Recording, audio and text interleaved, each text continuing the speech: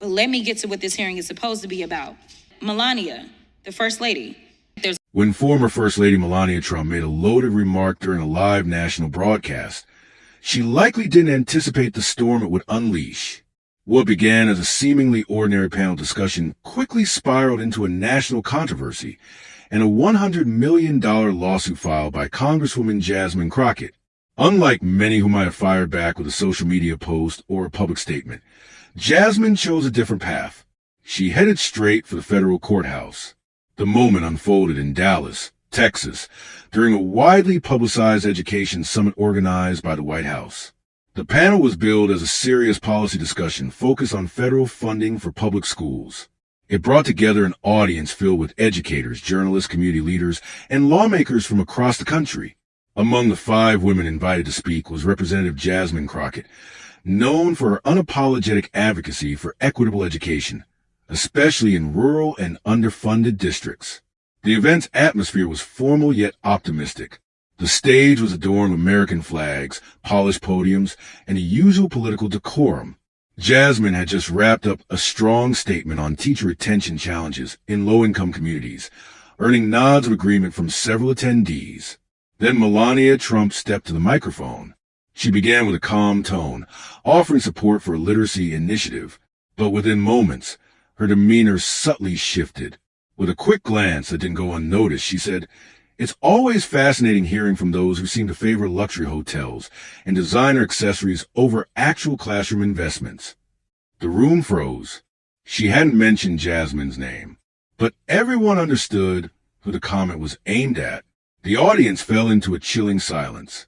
Someone in the front row took a sharp breath. Another person awkwardly shifted in their seat. The moderators didn't intervene, and Melania simply returned to her notes without elaboration, as if she hadn't just launched a bomb in front of a national audience. Jasmine didn't respond. She maintained her composure, shifting slightly in her seat and folding her hands in her lap. Her face remained unreadable. She refused to react, aware that any emotional display would be instantly turned into a viral clip. But while she sat still, her team was already in motion behind the scenes. Her legislative aide, Brianna Ogles, sitting just rows away, whispered, "What the hell?" before pulling out her phone. Within moments, the moment was clipped and uploaded to social media. It took less than a minute before it was circulating across Twitter, Instagram, and TikTok. By the time the panel ended, the audience was no longer engaged with the event. They were watching the drama unfold on their phones. As Jasmine left the stage, reporters called after her, asking if she had any response to the First Lady's statement. She didn't even glance in their direction. Her heels echoed off the polished tile floor as she exited with her team, lips tight, eyes focused straight ahead. In the car, Brianna leaned forward and asked if she should begin drafting a social media post. Jasmine declined. "Let them spin their stories," she said. "I'm not giving them a headline." Brianna reminded her that the First Lady had just accused her, indirectly, of misusing taxpayer funds. Jasmine calmly replied, "She didn't say my name, but we both know who she meant." By nightfall, Jasmine's phone was blowing up. Reporters were requesting comments. Headlines were multiplying by the second. Friends sent screenshots of hashtags like #TaxMoneyScandal and #LuxuryCongresswoman. The accusations were flying. Conspiracy accounts accused Jasmine of lavish spending on high-end hotels and designer shoes, falsely claiming she had once stayed at a $900 a night spa during a taxpayer-funded trip to Arizona. The story was completely fabricated, but that didn't stop it from trending. Jasmine's mother, watching the story unfold from her home in Waco, called her daughter in tears. "Why would she say that about you?" she asked. Jasmine sighed. "Because she thinks she can get away with it." But Melania had underestimated her target. Jasmine wasn't going to let this slide as just another political jab. By morning, the situation had exploded. The 12-second video of Melania's remark had already been viewed over 5 million times. It was slowed down, edited with dramatic music, and analyzed like a piece of film footage. The most alarming part for Jasmine wasn't the virality. It was the comments. People weren't speculating anymore. They were accusing her of corruption. The replies were vicious. She's been robbing us blind. Audit her now. Gucci and lobster on the taxpayer's dime. In her Dallas district office, Jasmine and her team gathered around the conference table, stunned. Brianna opened the inbox on their shared email account. It was flooded. The subject lines were brutal. Thief. Resign now. You don't represent us. Many emails contained profanity and personal attacks. A few included strange attachments or documents pretending to be leaked financial records. At least 2 emails were threatening enough that Brianna forwarded them directly to Capitol Police. Jasmine scrolled through her own inbox, pausing when she came across a rare message of support, a note from a superintendent in Lubbock she had worked with in the past. We know this isn't true. We got your back. How many interview requests are we up to now? She asked. Brianna replied, 15 national, 10 local, and 2 international. Jasmine nodded grimly. And I'm guessing the accusations are already baked into every single headline. One of her staffers added, even the ones trying to defend you are repeating it. Jasmine sighed. That's the way it works. The lie makes the headline. The truth shows up halfway down the article, if at all. Outside the office, a small group of protesters had gathered. Some held signs accusing Jasmine of corruption. One man paced the sidewalk, shouting about government waste. Jasmine's team was shaken. Her family was being harassed. Even her younger cousin, a school counselor in Tulsa, had called after someone at her school asked whether their family had a history of fraud. I told them you'd never do anything like that, her cousin said. Jasmine replied, I know, but now they've heard it, and that's enough for doubt to take root. The next development came unexpectedly. Jasmine received a call from a blocked number. The voice on the line identified himself as a former White House communications staffer. I saw the panel, he said, and I saw what you did. Watch your email in the next 48 hours. That's all I'll say. He hung up before Jasmine could ask more. She stared at her screen in silence. Brianna entered the room and asked, Everything all right? Jasmine didn't look up.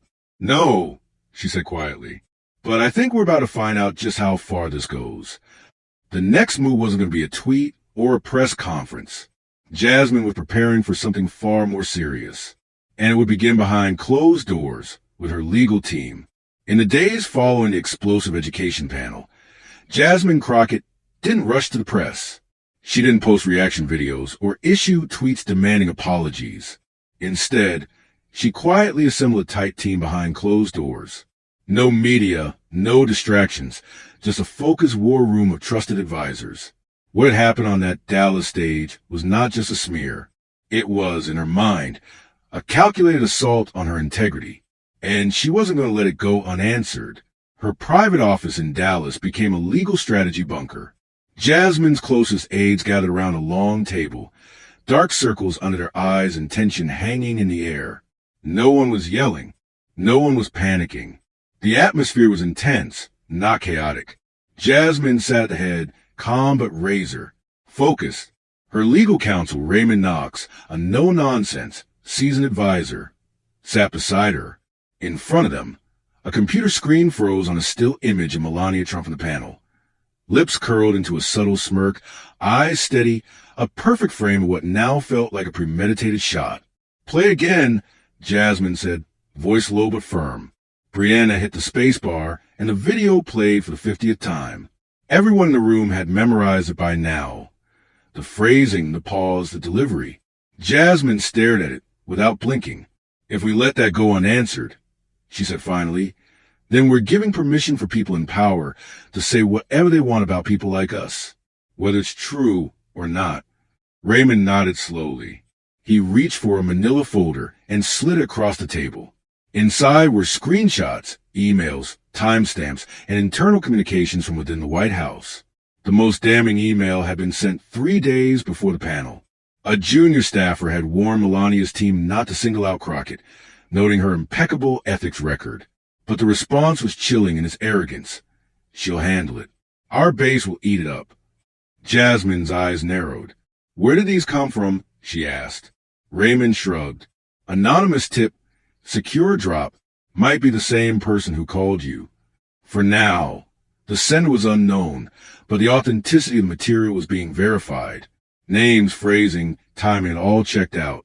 The intent was clear. The smearing of Jasmine Crockett wasn't an accident. It had been planned. There was a long pause before Jasmine spoke. "File the complaint," she said flatly.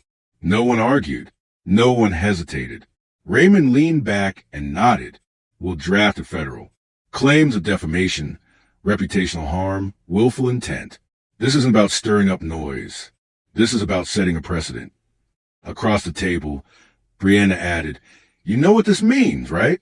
It'll get ugly. They'll call it a political stunt. They'll call you aggressive. They'll say you're trying to silence free speech." Jasmine didn't flinch. "Let them, because this isn't just about me. It's about every woman in politics who's been told to swallow lies and smile through them.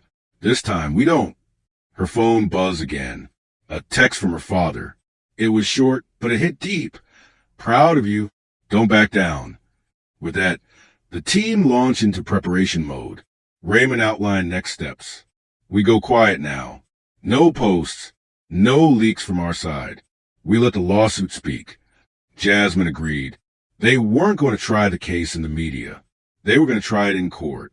Within 72 hours, the legal paperwork was ready. Jasmine wore a simple navy blue suit when she walked into the federal courthouse in San Antonio. No media statement. No entourage. Just her, Raymond, and Brianna by her side. Cameras lined the sidewalk. Reporters shouted questions.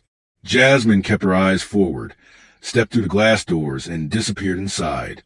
The lawsuit was 48 pages long. It was clear, concise, and backed with 3 primary pieces of evidence. First, the viral video clip from the education panel, paired with an expert linguistic analysis. The phrasing Melania used, "those who use taxpayer dollars for indulgences," was shown to be intentionally ambiguous but strongly suggestive. The experts concluded that the wording was designed to imply criminal behavior while avoiding direct identification, a tactic commonly used to spark public outrage without legal liability. Second, the internal emails. These documents, verified by metadata, confirmed that Melania's staff had discussed targeting Jasmine. They showed that Melania had been warned in advance that Crockett's ethics record was clean. Yet the comments were delivered anyway, with full awareness of potential fallout. And third, a collection of sworn affidavits from Jasmine's former campaign treasurer, ethics counsel, and staff responsible for managing her official expenditures. Each confirmed her finances were not only transparent but routinely audited. Her record was flawless. There were no violations, no investigations, nothing that even hinted at wrongdoing. The suit was filed just after 9 a.m. By 10:15, it was already online. A local news outlet got the tip and posted the headline, "Crockett files $100 million defamation lawsuit against Melania Trump." Within an hour, it had gone national. The PDF of the complaint with Melania Trump, printed clearly as a defendant, went viral. The internet exploded. Social media reactions ranged from applause to outrage. One tweet read, "She didn't come to play." Crockett came with facts, not feelings. Another posted the court doc with a caption, "Melania picked the wrong one." News outlets scrambled to cover it. On cable TV, the headlines started flying. On some channels, Jasmine was hailed for her courage. On others, she was accused of stoking division. The usual media battle lines had been drawn. Inside the elevator, as they left the courthouse, Brianna scrolled through the reactions and read them aloud. Jasmine stayed quiet, watching the floor numbers flash. "We're going to get dragged through the mud," she said. Raymond nodded. "That's already happening. But now we've got something real. A story based in evidence, not speculation." "Will that be enough?" she asked. "Sometimes it isn't," Raymond admitted. "But it's where the truth starts." Outside, the cameras had multiplied. Microphones thrust forward as they exited. One reporter shouted, "Congresswoman Crockett, what's your message to First Lady?" Jasmine stopped just long enough to reply. "Same message I give anyone who thinks their platform gives them a license to smear others without consequences. You don't get to lie about someone's character and walk away like nothing happened." She didn't say anything else. She turned and got into the car. That afternoon, the tone of the responses began to shift. alongside the usual political noise. Support began trickling in. An old law professor messaged her, "This is exactly how to respond. With law, not anger." A conservative colleague in Congress even called her. "I don't always agree with your politics," he admitted, "but you're absolutely right to push back." And then there was a message from a middle school teacher in Abilene, Texas. It was simple but powerful. "My girls watch your speeches during Civics Week. They ask why someone would lie about you on national TV. I told them we don't always choose the fight, but we do choose how we answer it. Thank you for answering." Jasmine read it twice, then looked out the car window. The story had changed. She wasn't just defending herself anymore. She was standing in for every person who'd ever had their name dragged through the mud without cause. The battle had only just begun, but Jasmine Crockett was ready. The legal filing made headlines, but what came next was a test of endurance. For the first 24 hours after the lawsuit hit, the White House said nothing. No tweets, no press conference, not even a vague denial. It was a kind of silence that didn't feel like uncertainty. It felt like calculation. Jasmine Crockett and her team braced for the inevitable pushback. What they didn't expect was how quickly and methodically it would unfold. Cable news filled the void. Pundits debated everything from legal strategy to political optics. Some speculated that Melania had spoken off the cuff, while others suspected deeper motives. The debate wasn't just whether the lawsuit would succeed. It was whether the First Lady would ever have to answer under oath. Legal analysts split down the middle. Some dismissed the case as symbolic, but others pointed out that Crockett had brought something rare into court: direct evidence, motive, and intent. By the second day, the counterattack began. It started with a neatly crafted statement issued to 3 major news networks almost at the same time. Melania's official spokesperson stated that the First Lady denies all allegations. Her comments were not directed at any specific individual and were not intended to cause reputational harm. She has always stood for transparency and accountability in public service and will not be distracted by political stunts. The language was as expected, soft, polished, and vague, but it was clear they were framing Jasmine's lawsuit as a political overreach. Within hours, conservative media platforms seized the talking points and went full throttle.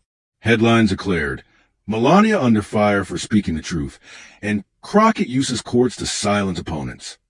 The spin machine had kicked into gear. On Capitol Hill, the Republican House Majority Leader stood before a row of microphones and delivered a scathing critique. He didn't mention Melania's original remarks. He didn't address the internal emails or the lawsuit's core claims. Instead, he launched into a speech about political theater, freedom of expression, and the dangers of weaponizing the legal system for partisan gain. It was predictable and effective.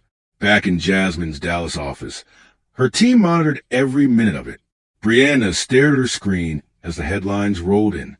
"They're doing exactly what we thought," she said. "Ignore the facts. Label it all a media stunt. Paint her as the aggressor." Raymond pulled up the latest press release from Melania's office. "She's doing interviews now," he added. "Started with a local Florida news outlet. Next is syndicated radio." "What she's saying?" Jasmine asked without looking up.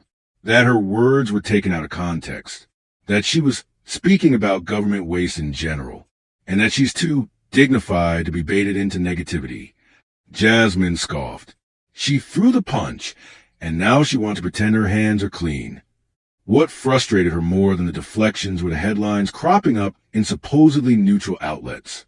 Phrases like "Crockett, just feelings or real harm?" and "when political women clash, who wins?"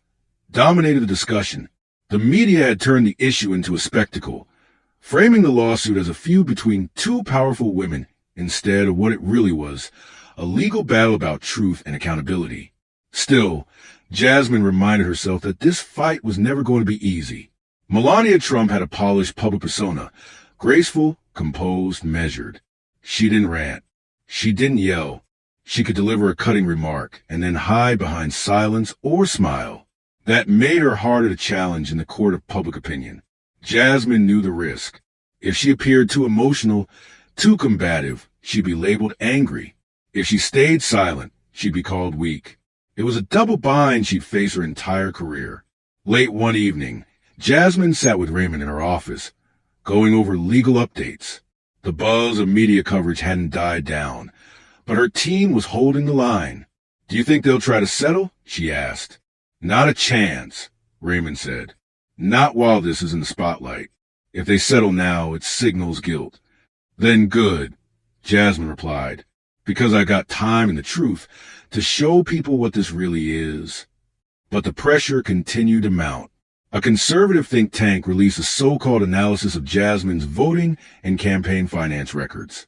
The report was weak, based on cherry-picked figures and intentionally misleading timelines, but it was enough to be amplified by right-wing media. Talk shows ran with it. Columnists referenced it as though it were fact. They were building a wall of noise and fast. "They're muddying the water," Brianna said during the morning debrief. "If they can't disprove you, they'll just flood the zone with garbage, so people don't know what to believe anymore." Jasmine nodded. "That's fine. We keep showing our receipts, one document at a time." What kept her grounded wasn't the headlines. It was the messages from ordinary people, the ones who saw through the smokescreen. Young campaign volunteers, former students, community leaders. They reached out with words of encouragement, appreciation, and solidarity. One high school student from Louisiana wrote, "I want to go into politics one day, and now I know how hard you have to fight to protect your name." But Jasmine also understood that public support was only half the battle. To win this fight, she'd need something irrefutable, something that would pierce the media fog and reveal the truth without room for interpretation. And then something unexpected happened. Senator Evelyn Pratt, a moderate Republican from Kansas, someone Jasmine had publicly disagreed with on multiple occasions, appeared on national television. No one saw it coming. During a Sunday morning panel, the interviewer asked if she thought Jasmine's lawsuit was an overreaction. Pratt didn't hesitate. "This might make some people in my party uncomfortable," she said, "but I'll say this. If any elected official, Republican or Democrat, was falsely accused on national TV, they have every right to respond. I don't always agree with Congresswoman Crockett, but I respect her decision to defend her integrity in court." That one statement cracked the narrative. Suddenly, the headlines began to shift. GOP senator supports Crockett's right to sue started trending. Civil rights groups began issuing statements of support. Jasmine's inbox flipped almost overnight. Pastors, professors, veterans, they were writing in with encouragement. One message stood out. It came from a retired judge in Arizona. "I spent 30 years watching people suffer public lies because they didn't have the money or willpower to fight. What you're doing isn't just for you. It's for the record." Jasmine read that message 3 times before forwarding it to her father. But even with momentum on her side, Jasmine remained realistic. Melania Trump's PR machine was relentless. In one widely publicized interview, the First Lady sat poised in a cream suit, sipping tea, delivering her rebuttal with carefully chosen words. "I was speaking about a broader culture of misuse, not about any one person. If someone chose to feel offended, that's their choice, not my responsibility." Back in Dallas, Jasmine stood in front of a monitor playing the clip. Brianna crossed her arms, unimpressed.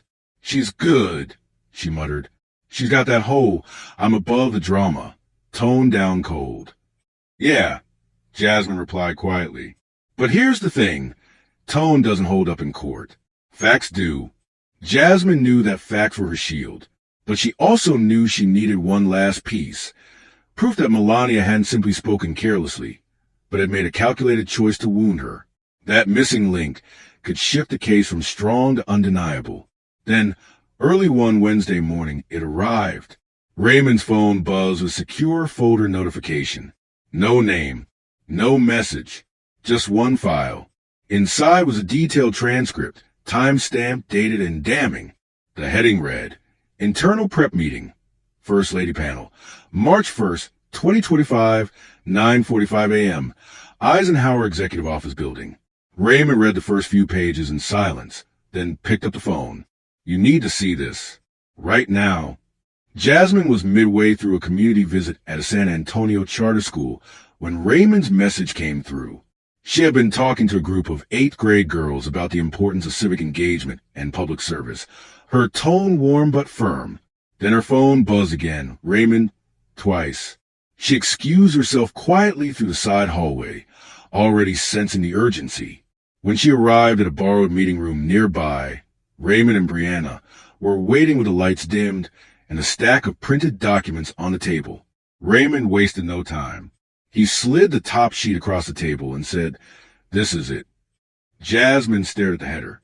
Internal prep meeting, First Lady panel, March 1st, 2025, 9:45 a.m., Eisenhower Executive Office Building. The document was a word-for-word transcript of a strategy session just days before the panel, where everything had unfolded. Listed at the top were 4 names, including Melania Trump and her senior advisor, Kyla Renner. The conversation captured inside left no room for ambiguity. In it, a communications aide named Angela Wick raised a very clear concern. There's a congresswoman on the panel, Crockett. Very popular, strong policy record, clean ethics file. If we say anything close to implying misuse of public funds, we could be setting ourselves up. The room went silent as Jasmine read Melania's reply aloud. People won't fact-check feelings. I'm not naming her. I'm making a point. It'll land. The word sent a shiver through the room. It was no longer a theory. No longer a suggestion that Melania's comments were spontaneous or vague. This was premeditated. She had been warned, and she made the choice anyway. She had aimed to strike, not accidentally but deliberately, under the guise of plausible deniability.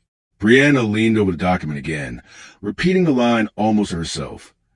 People won't fact-check feelings. It wasn't just a careless insult. It was a strategy, one designed to hurt and leave no fingerprints. Raymond looked up. This blows their entire defense apart.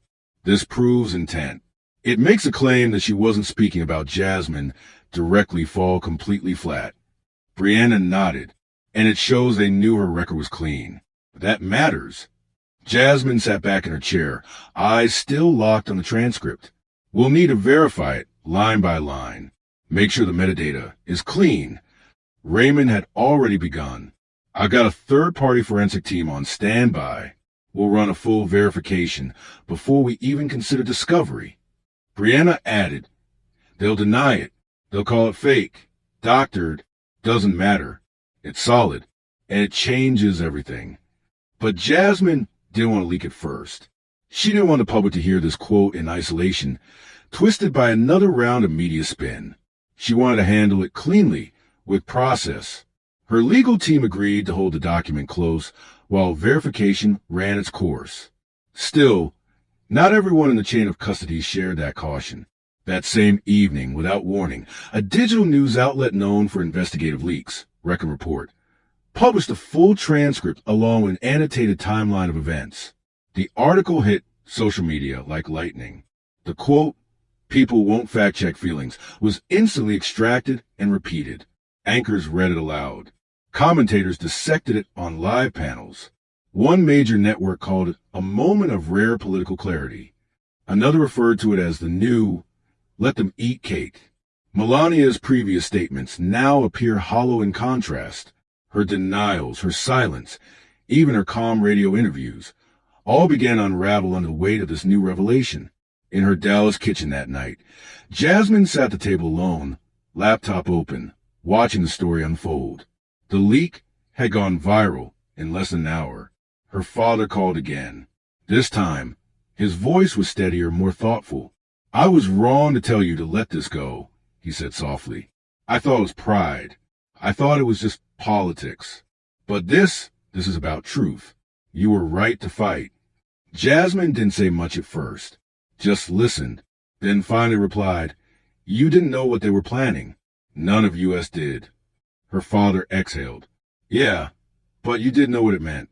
That's leadership, baby girl." Across the country, the tone began to shift. Editorial boards that had previously stayed neutral now weighed in. College professors, legal scholars, even civic groups began using Jasmine's case as a teaching moment about public accountability. One particularly sharp op-ed from the Sacramento Standard stood out. What the First Lady did may not have involved shouting slurs or direct accusations, but that's the precision of a coded smear. A powerful person used a national platform to imply wrongdoing through suggestion, not evidence. They counted on silence. Jasmine Crockett didn't stay silent. Community organizations issued statements of support.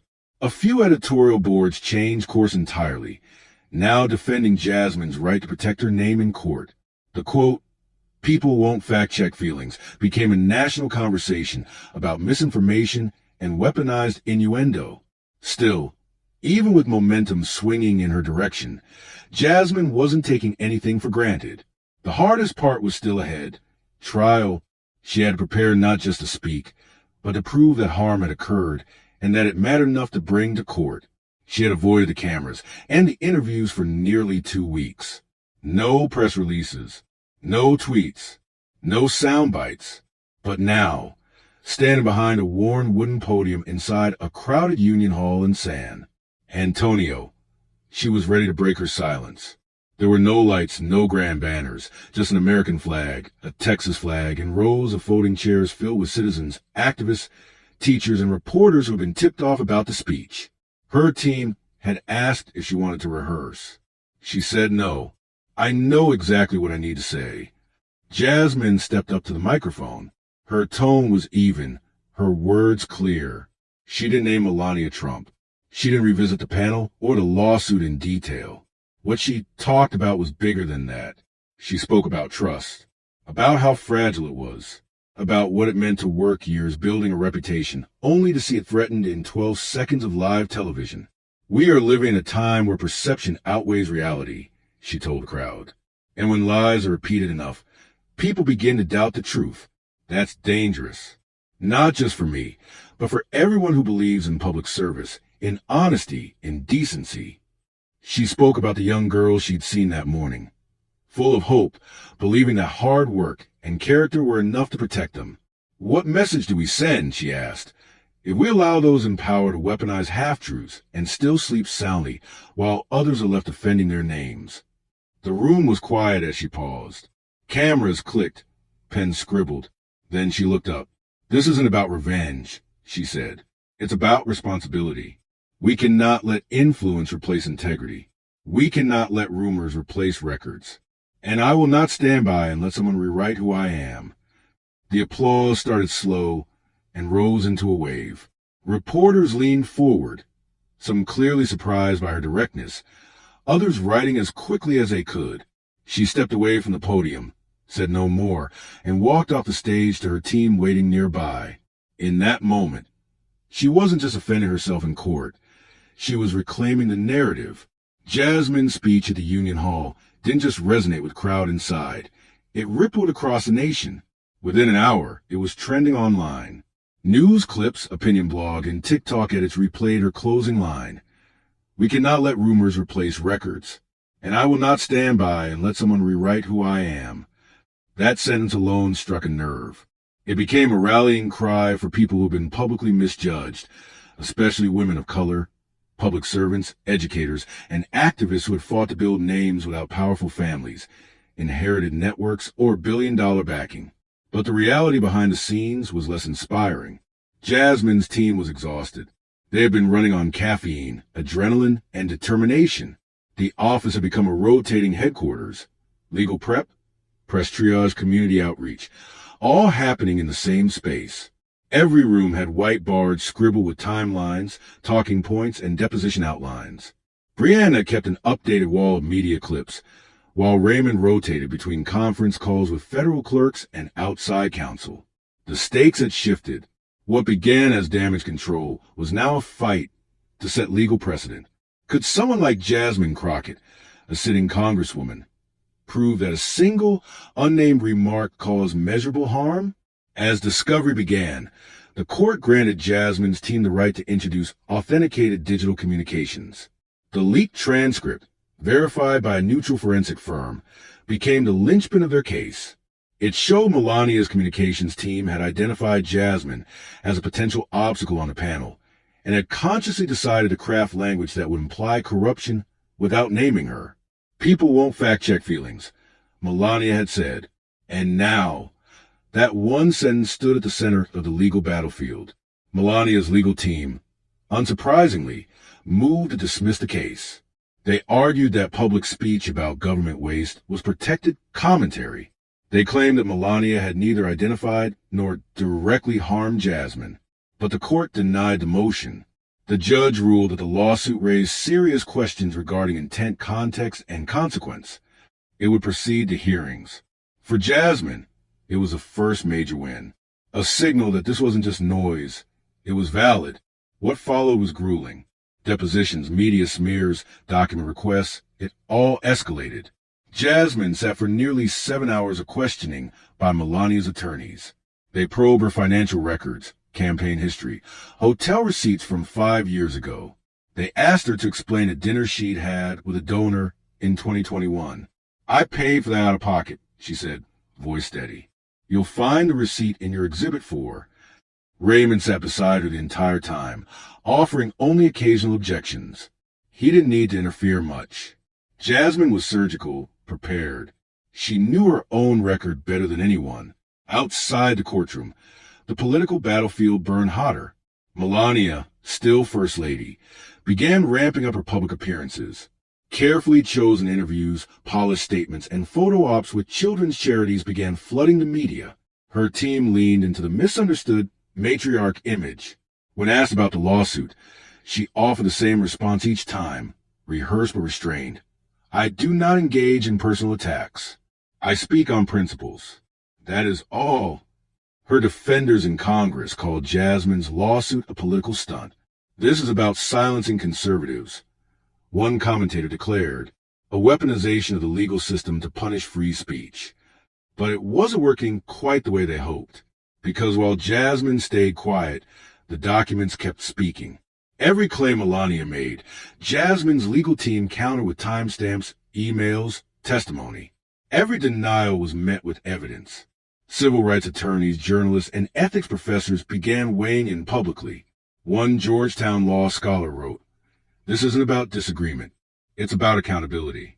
What separates free speech from defamation is whether you lie about someone knowing it'll cause harm." The courtroom wasn't the only place Jasmine was gaining ground. In the public eye, the mood was shifting. Young organizers, nonprofit leaders, even some previously skeptical columnists began reframing the lawsuit as a moment of reckoning, a cultural turning point, not just about Melania's comment, but about how easily women, especially black women, could have their careers dragged to the mud based on a whisper. Jasmine's calm refusal to lash out made her all the more compelling. She wasn't asking for sympathy. She was demanding truth. Then came the day that would define the case. It was a closed-door evidentiary hearing in San Antonio, meant to determine whether several newly obtained messages could be formally introduced into the record. These weren't leaks or anonymous tips. They were internal communications from Melania's comms team, acquired legally through subpoena. One particular thread showed a senior aide joking about how the comment would get under Crockett's skin. Another email showed a junior staffer warning that attacking someone like Crockett without proof could cause legal blowback. The reply? "We'll bury her in headlines before that happens." When Jasmine read those lines, she didn't feel anger. She felt resolve. "They thought they could drown the truth in noise," she told Raymond quietly. "But we kept receipts." The judge ruled in her favor again. The new emails would be admissible. That same afternoon, Jasmine's office received a handwritten letter postmarked from rural Nebraska. Inside was a note that read, "I don't always agree with your votes, but I know a smear when I see one. You keep fighting. Some of us are watching." It wasn't the only letter like that. Her mail was now filled with support from Democrats, independents, even moderate Republicans. Messages from teachers, nurses, school janitors, retired attorneys. Some wrote about how they had once been falsely accused at work and had no way to fight back. Others simply said, "Thank you for not backing down." But Jasmine knew there was still one hurdle. The court of public opinion wasn't the same as a legal ruling. She needed the judge, and eventually a jury, to see the bigger picture, that this wasn't about ego. It was about damage, about how a 12-second insinuation, spoken with intention and broadcast to millions, had triggered harassment, threats, and reputational harm that she was still dealing with. She kept her circle tight. Her team operated like a unit. Raymond handling the law, Brianna managing media optics, and a trusted communications consultant helping coordinate external messaging. Jasmine didn't chase the spotlight. She never released ads. She gave no dramatic interviews. Instead, she let the court documents and public records build her case brick by brick. And when asked what outcome she wanted, she answered the same way every time. Truth, accountability, and a message that power doesn't excuse deceit. As the case inched toward trial, Jasmine Crockett's world grew quieter, but not calmer. Her public appearances were sparse, her social media silent, and her schedule tightly managed. This wasn't a retreat. It was strategy. Behind the silence was focus, discipline, and a legal machine working at full throttle. While the public clamored for new statements and reactions, Jasmine and her team concentrated on building a case that could stand up to the scrutiny of a federal courtroom and win. The biggest battle, however, wasn't in court. It was in perception.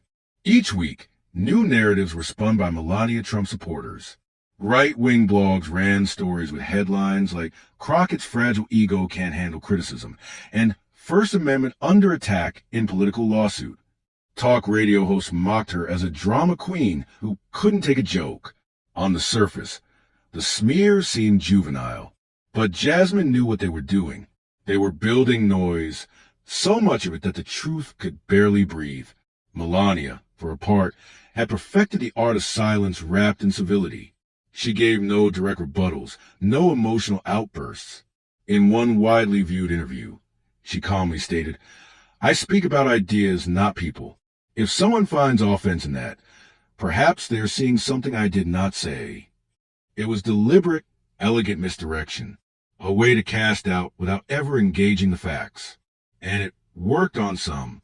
Polls showed public opinion was divided. Older conservative voters believed Jasmine was overreaching, but younger, more diverse audiences stood firmly behind her. Inside Jasmine's war room, strategy meetings stretched late into the night. Raymond paced with his sleeves rolled up, running trial simulations. Brianna tracked every social trend, every meme, every spike in negative commentary. Jasmine remained composed, always listening more than she spoke. One night, after a long strategy session, she turned to her team and asked, "If I lose, what does that mean for the next woman who gets smeared on camera?" No one answered immediately, because the real fear wasn't that Jasmine would lose. It was that people might stop fighting altogether. By now, the case had captured national interest. Law schools were holding panels to discuss its implications. Media outlets labeled it the defamation trial of the decade. Editorials argued over its boundaries. Was this justice or censorship? A high-profile First Amendment lawyer wrote a viral op-ed claiming, "If this case succeeds, we may see a chilling effect on political discourse." A civil rights attorney fired back with, "Free speech is not the freedom to destroy reputations with innuendo." The lines were drawn, not just legally, but culturally. It wasn't merely about Jasmine and Melania anymore. It was about how power gets to speak, and how the powerless are expected to absorb the damage. The defense's strategy became clearer as hearings progressed. Their goal wasn't to disprove Jasmine's claims. They couldn't. Too much documentation, too many verified messages, too many patterns. Instead, they focused on raising just enough doubt to blur the narrative.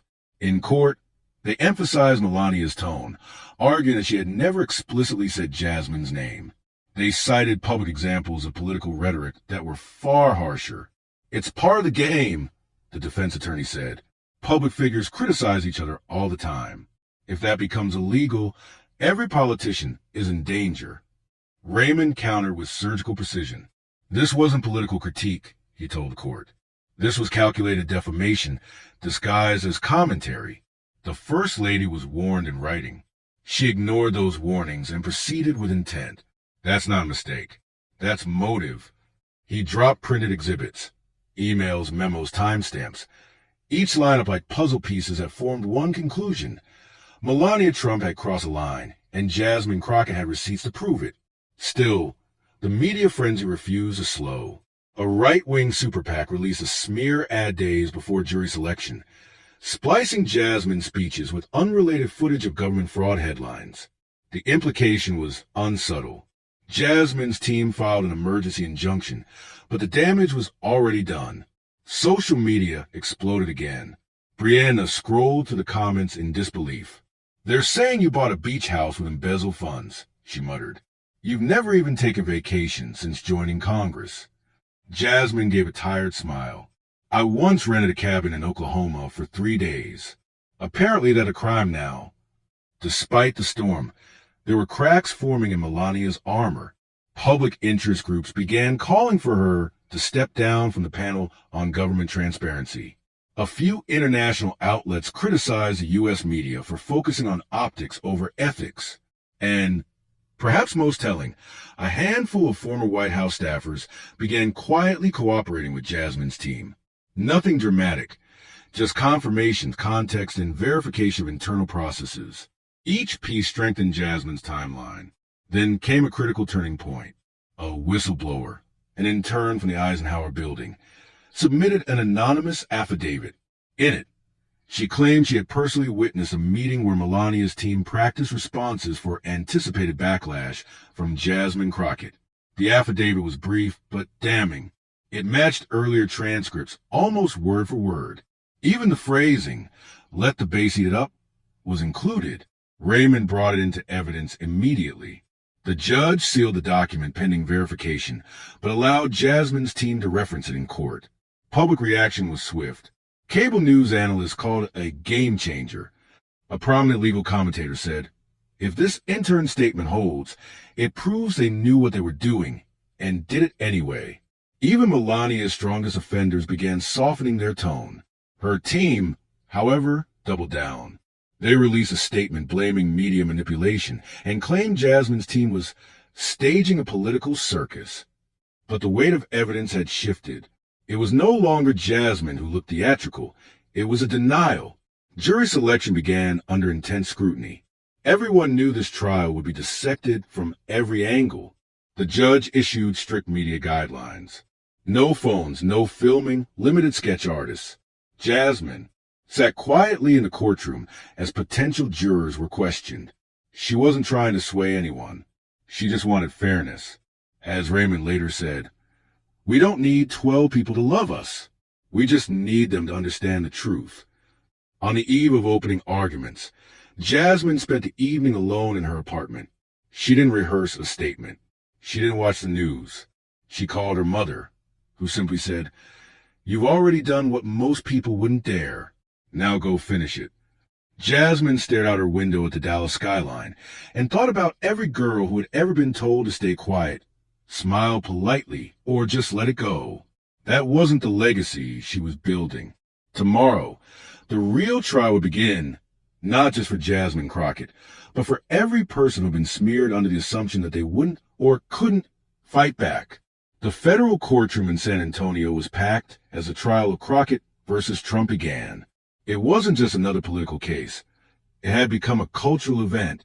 People lined the sidewalks outside, some waving signs of support, others holding placards accusing Jasmine of silencing free speech.